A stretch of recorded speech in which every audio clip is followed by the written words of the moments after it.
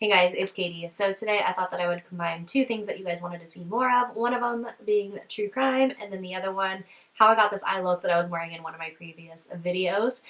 So this is a really sad and disturbing story, so I just want to kind of warn you there. But if you want to hear about this story, or if you want to see how I got this look, then let's just go ahead and get started. We're just gonna get ready together and talk about this really sad story. So if you like true crime, give me a thumbs up, let me know, so that way I can continue to do more of these types of videos. Right now I'm just using the Bobbi Brown vitamin enriched face base. If I don't talk about all of the makeup products, it's because I'm getting sidetracked by trying to tell you guys a story. So I will just leave them in the description box down below. Susan Powell was a very warm, very inviting young girl, and she belonged to the Church of the Latter-day Saints, and she was well loved by everybody that she knew. When she was 19 years old, she met and became engaged to Josh Powell. Now, Josh Powell was pretty much the opposite of Susan Powell in the sense that there was a quote that I read when I was researching this case that said, "We loved Susan and we tolerated Josh." So that should kind of give you an idea of what kind of reputation Josh had. Now, I say Susan Powell, but before her and Josh ended up getting married, her last name was Cox. So her name was actually Susan Cox at this point. So Susan and Josh end up getting engaged, getting married, and at first people thought, oh, they're really in love, you know, they would hold hands and they just looked like a cute couple. But it kind of seemed like the father, Susan's father, was always kind of skeptical of Josh. Both of them belonged to the Church of Latter-day Saints. And when they were first engaged, they definitely practiced that religion. And I think that that's one of the reasons why Susan really fell in love with Josh, is because they both were on the same page religiously. Unfortunately, not long after they got married, Josh started becoming extremely controlling in the relationship. And when I say controlling, I mean controlling of finances, controlling of where Susan went, controlling of how she got to work every day, and I'll explain all of that right now. So first off, Josh was a very frivolous spender. He would spend thousands of dollars on tools. And when I find this interesting, because when people describe Josh, they describe him as being a very lazy individual. So I don't think that he was actually utilizing these tools that he would purchase. He just liked the feeling he got from making large purchases. And not only was he making large purchases with their family's money, but he also would limit what Susan could purchase. And keep in mind that Susan had a job of her own. Like, she worked. She wasn't a stay-at-home mom or anything like that. So she had her own money that she should have been able to use as freely as she wanted, and he would not allow that. Not long after they got married, Susan became pregnant, and before long, they had two boys. Their names were, I think, Charlie and Braden. Susan, although she was ecstatic to have had these two boys, she was not happy in the relationship. Josh came into that marriage with debt, and then he forced Susan to borrow against credit cards and use credit cards, and then he would use that money. So he was just definitely taking advantage of Susan's money.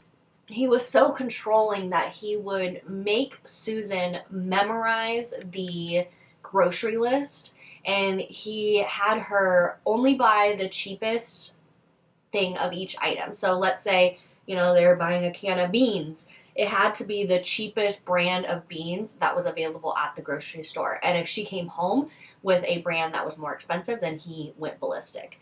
When she got home from the grocery store, he would force her to enter everything that she purchased from the grocery store into a spreadsheet, and then he would review that spreadsheet to make sure that she didn't go over the budget. So he was just controlling to you know, the nth degree. It also got so bad that they only had one family car. They had two, but then he wanted to sell it so that he could have more money.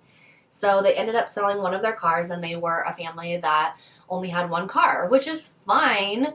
For some families, they can get by with just having one car, and they just have to make it work.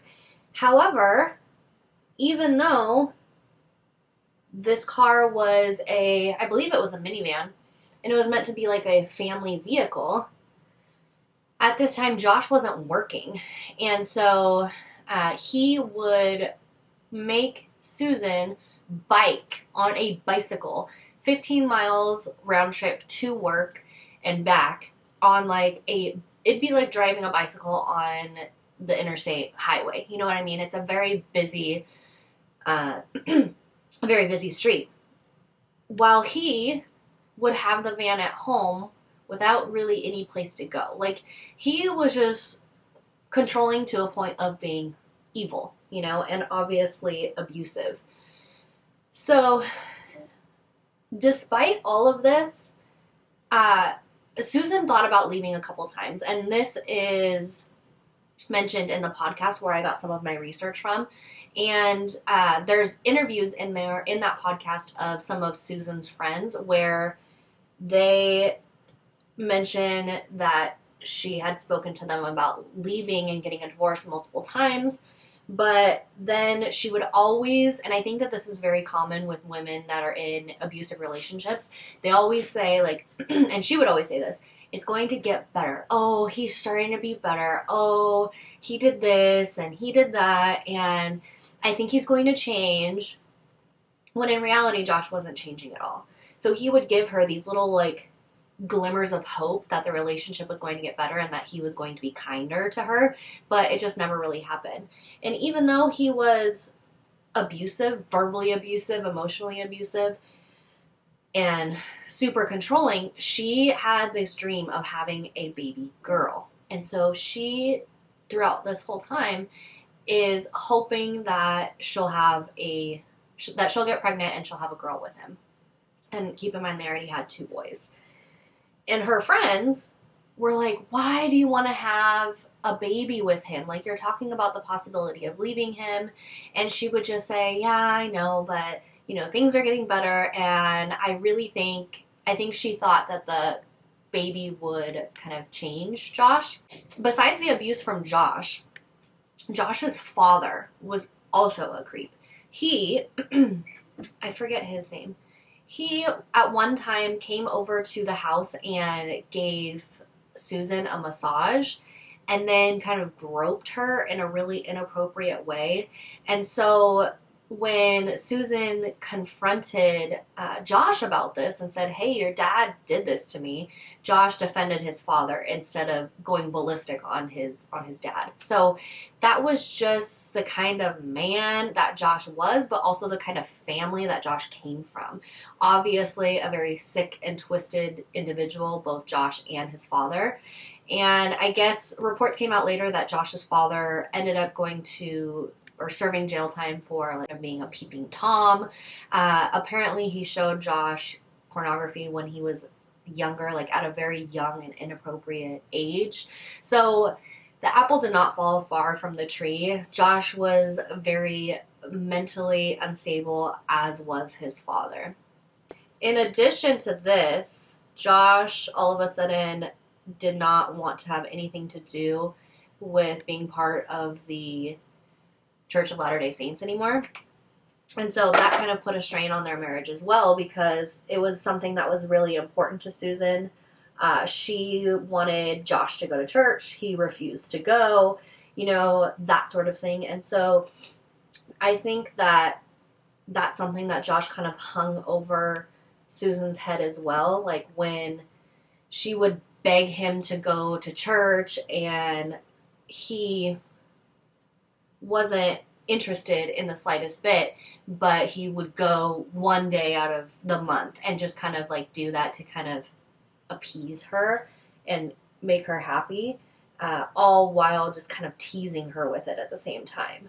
There was one point where Susan told her friends from work that if she went missing, it was likely not a mistake, not an accident. If something happened to her, basically leading people to believe that she was afraid of Josh and that if anything happened to her, Josh had something to do with it.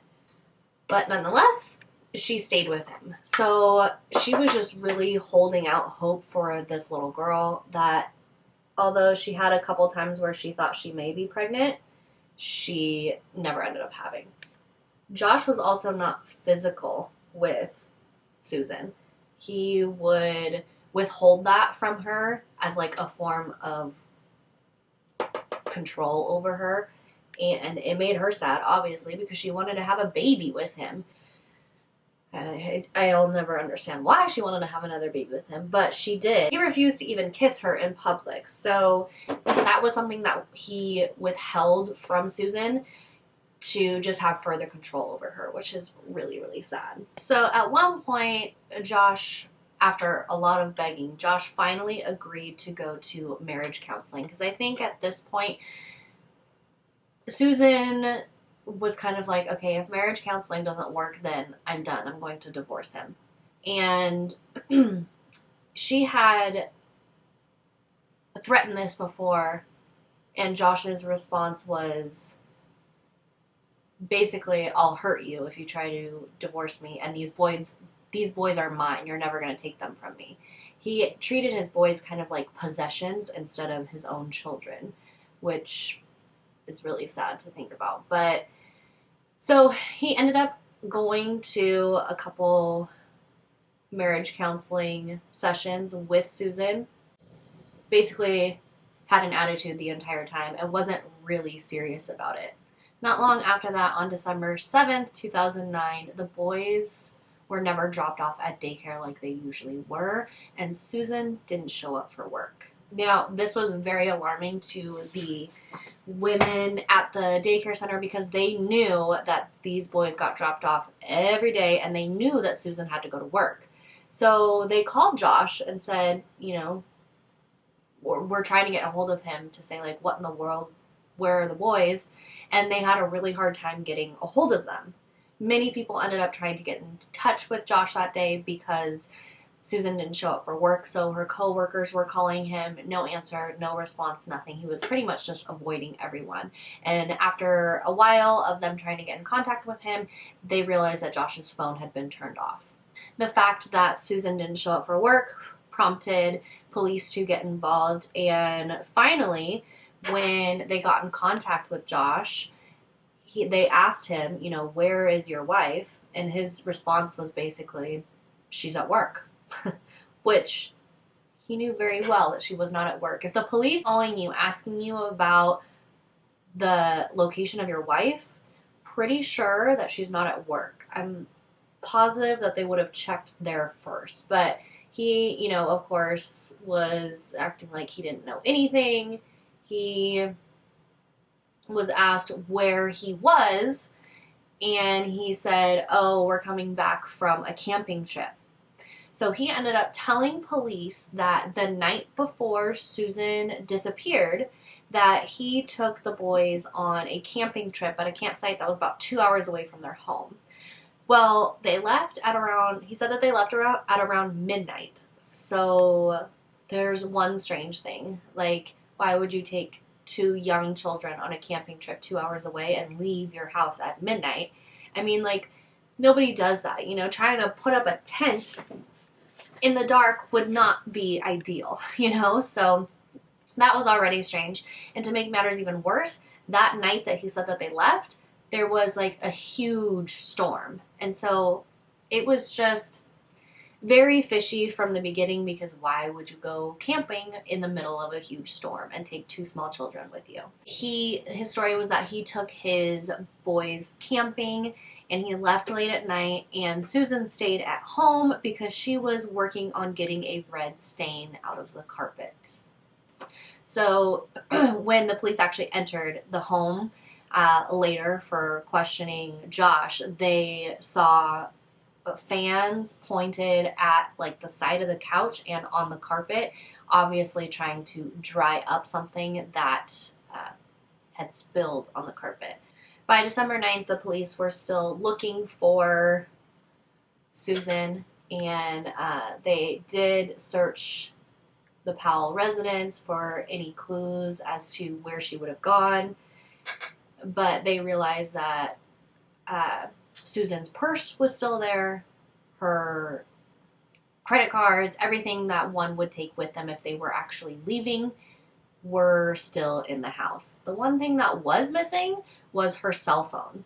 And so at this time, Josh was not named as a suspect, but I can only imagine that he was definitely their biggest person of interest. The police actually came to Josh and asked if they could search his van, and he reluctantly said yes. But when he signed the papers, he said that they could look, but he could stop the search at any time. So the police searched the car and didn't really find any clues to where Susan may have gone, or any clues that said that Josh had done something to her in the car. I just wanted to jump in here real quick because it is important to note that when the police were searching his van, they found a shovel and unopened camping supplies. And the second time they went back to look at the van, it had been cleaned. But what they did find was her cell phone. So the police were looking in his car, and they looked in the glove box, like in the center, and they found a pink flip phone, and they knew that that was Susan's cell phone. And when they asked him why he had Susan's cell phone, the police officer said that he looked like stark white, like just shocked that they had found that. And his excuse was that he used it to get phone numbers out of her cell phone. Like he needed it to get numbers out of her contacts list. And so the cops were just kind of like, okay. But at that point, they still didn't have enough to arrest him, which is shocking to me. In the podcast, the police officer was actually interviewed, and he said that at that point, just somebody, like if it was a random person that had her cell phone, then that would be a lot more evidence to show that they had something to do with the disappearance. But because the cell phone was found in her husband's car, they didn't really have enough to go off of and arrest him at that point. At this point, the police had also searched the area where Josh said that he took his boys camping, and the police were not able to find any indication that Josh was actually at that campsite and where that campsite really was. So there was no proof that Josh had actually been there. On December 16th, Josh was questioned yet again, and the police finally named him as a person of interest. Apparently, when Josh was being questioned, there was another detective that was talking to the young boys, and the police officer asked the young boys, where was mom? Why didn't mom go with you? And one of the boys responded, she did go with us, but we left her there. Josh actually went back and moved back in with his father while all this was going on. And on December 5th, 2010, Josh claimed that Susan actually ran away with a man named Steven, who had actually gone missing around the same time that Susan did, which was very convenient. That was the story that he went with, was that Susan just ran away, but nobody believed this. Susan's father, Chuck Cox, tried to gain custody of the boys because of obvious reasons, and was in kind of like a custody battle with Josh. Remember, I said that Josh kind of acted like the boys were his possessions, and so he really fought in court for these boys, but Susan's father actually ended up getting full custody of the boys until Josh underwent some sort of psycho evaluation. And although he got full custody of the two boys, Josh was allowed supervised visitation rights. And that wasn't until 2012. So you can just see that this had been going on for such a long time, and the fact that those boys were able to live with their father that entire time when he clearly was abusive and unstable is just upsetting. Apparently the boys, as they were getting older, they started being more vocal about what had happened that night. And one of them had actually drawn a picture of what had happened that night. And he had drawn a picture of him and his brother in the car with their father driving, Josh. And when somebody asked him where their mother was, he replied, "She's in the trunk." And then on February 5th, Josh sent an email to his attorney that said, "I'm sorry, goodbye." And that's all that it said. And that day he had a scheduled visit, a supervised visit, and the social worker drove the boys over there, and she said the boys just got out of the car, and actually the boys told their grandfather that they didn't even want to go visit their father that day, but they were required to go by the court, so they went. When they got there, they ran out ahead of the social worker into their father's house, and Josh wouldn't let the social worker in the house. So he got the boys in the house. He wouldn't let the social worker in. He was talking to her on the via the other side of the door. And that's obviously alarming to her because she's supposed to be supervising those visits. And so immediately she called police, and there is evidence of this phone call. You can, if you search for it, I'm sure you can hear it, but it's just her on the phone with 911 telling the 911 operator the situation, and before long she could hear crying from the boys in the house, and she could hear Josh screaming and shouting. Before long she couldn't hear the boys anymore, and the house went up in flames. The next day, after investigators were, looking at the fire, they realized that there was a hatchet laying next to the boys, and it looked like those boys were attacked with the hatchet and then ultimately died of smoke inhalation. The whole thing is just sad and disgusting. Super sad to me that those boys had to die at the mercy of their father. The fire was caused by some sort of explosion in the house. I'm not sure on the details of what he actually did to cause the explosion, but it's just so sad.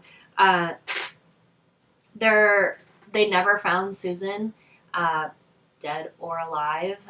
In 2017, the investigators that were working on the case were able to encrypt his computer. But investigators were hopeful that the information that was on that computer would lead them to Susan Powell. Sad case. This is another one that really bothers me because children were involved. Okay, so I just finished off this look with mascara and lipstick, and that's pretty much it. Feel weird about saying I hope you enjoyed this video, so I'm just going to not say that, but I hope that I will see you guys in my next video. Bye.